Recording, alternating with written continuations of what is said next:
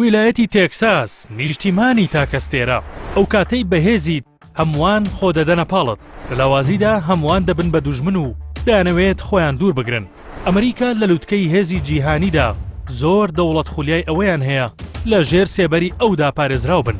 گەر نەبن بە بەشێک لە وڵاتە ئەوە هەوڵ دەدەن بچنە ناو هاوپەیمانێتیەکانی یاخود هەر نەبێ خۆیان دەپارێزن لەوەی بچنە سەنگەری دژی ئەمریکا.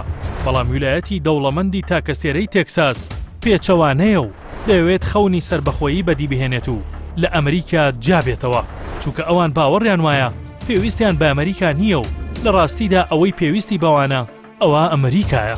ویلایەتی تێکساس نیشتیمانێکی خاوەن خەون. ویلایەتی تێکساس لە ڕووی جوگرافیەوە دەکەوێتە باشووری ڕۆژاوای ویلایەتە یەکگرتوەکان. ڕوبەرەکەی 696,241 کیلۆمەتر چوارگۆشەیە.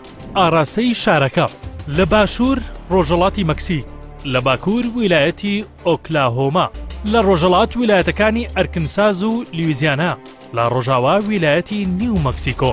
ژمارەی دانیشتووان 26 ملیۆن کەسە و ژمارەیەکی زۆر پەنابەر لە ناوچەکانەوە ڕوویان تێکردووە. نزیکەی لە 6.7 دانیشتوانی تێکساس پێک دێنن.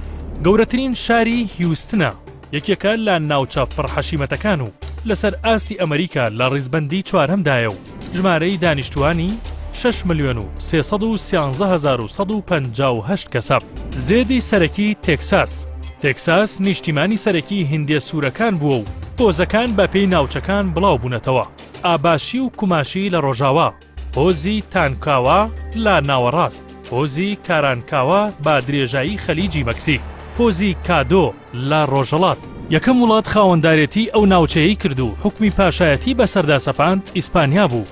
دواتر فەڕەنسیەکان، پاشان کەوتە ژێر ڕکێفی وڵاتی مەکسیک و تا ساڵی 1836 لە ژێر کۆنتڕۆڵی مەکسیک مایەوە. دواتر بانگەشەی بۆ جودابوونەوەی کرد و کۆماری تێکساس ڕاگەێنرا.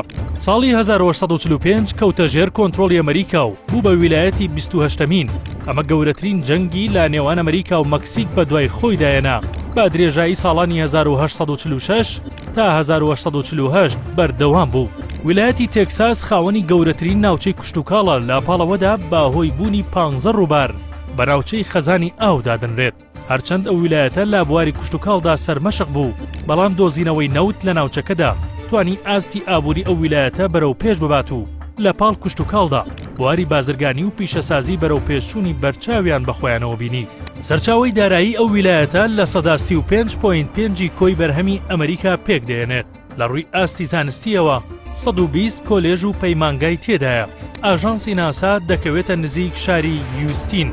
پێشکەوتنەکانی تێکساس لە ئێستادا بریتین لە بواری پترۆکیمیایی، وزە، کۆمپیوتەر، پێداویستێ دیجیتاڵیەکان، بواری پەیوەندی و بواری پزیشکی.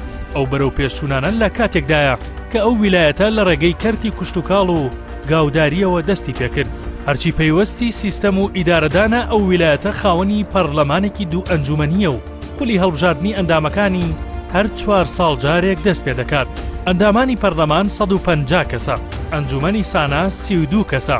هاوکات لە کۆنگرێسی ئەمریکا 36 ئەندامی هەیە و گەورەترین بنکەی ویلایەتە یەکگرتوەکانی ئەمریکا دەکەوێتە ئەو ناوچەیە لە پێگەی فۆرت هود و زیاتر لە 50,000 ئەندام کاری تێدا دەکەن.